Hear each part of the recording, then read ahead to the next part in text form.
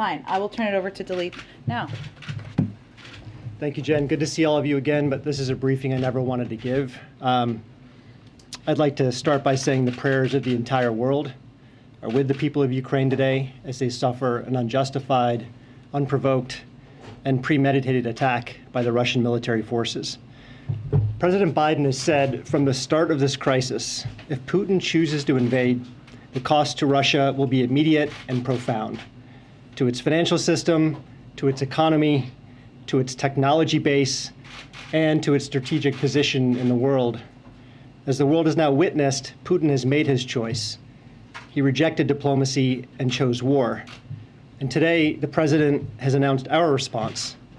Because of Putin's choices, his flagrant violation of international law, and his utter disregard for the principles that underpin peace and security across the world, we will now ensure his decision is remembered as a strategic failure.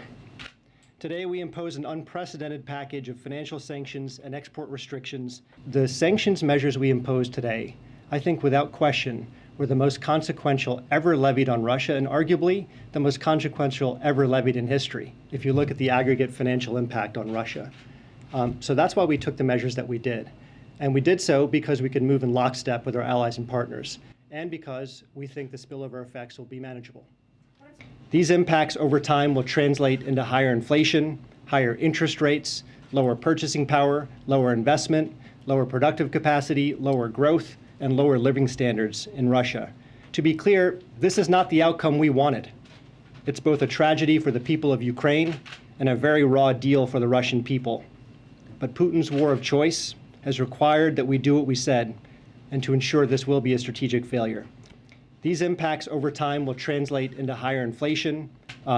We've intentionally scoped our sanctions to deliver severe impact on the Russian economy while minimizing the cost to the U.S. as well as our allies and partners. To be clear, our sanctions are not designed to cause any disruption to the current flow of energy from Russia to the world. We've carved out energy payments on a time-bound basis to allow for an orderly transition of these flows away from sanctioned institutions, and we provided other licenses to provide for an orderly wind down of business. On financial sanctions, I stood at this podium on Tuesday and said,